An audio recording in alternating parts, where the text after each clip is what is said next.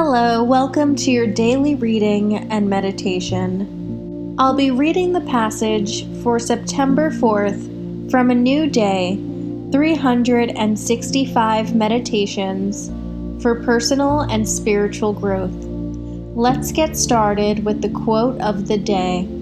Catherine Ann Porter once said, "Miracles are instantaneous. They cannot be summoned, but come of themselves, usually at unlikely moments, and to those who least expect them." And now for our reading. A year or so into my sobriety, I was still struggling to fully overcome my atheism.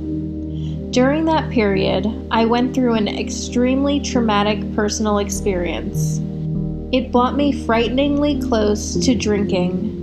For 2 days, I forgot all about the principles of surrendering to win. I clenched my fists, relying on willpower to overcome an irresistible desire to get drunk. I knew that if I did drink, I would likely die, but I was at the point where I didn't care. In desperation, I called a friend. "I know you don't believe in God," he said, "but that's the only thing that works for me. I'd pray for God to take away the compulsion." I got down on my knees and asked for God's help, even though I didn't have much faith in what I was doing. Later that evening, still close to the edge, I pulled my car into a covered parking place. Slouched in a corner not far from me, a man was drinking from a pint bottle of wine. He was drunk and sick. He looked enough like me to be my twin brother.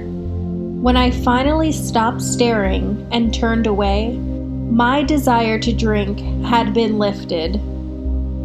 That miracle saved my life. I realize, looking back, that it also was the starting point for my faith. And now for our thought of the day. Coincidences are sometimes miracles of God, who prefers to remain anonymous. And now it's time for our 5-minute meditation. Just take this time to settle down and relax your body and quiet your mind. You can close your eyes as you begin to deepen your breath.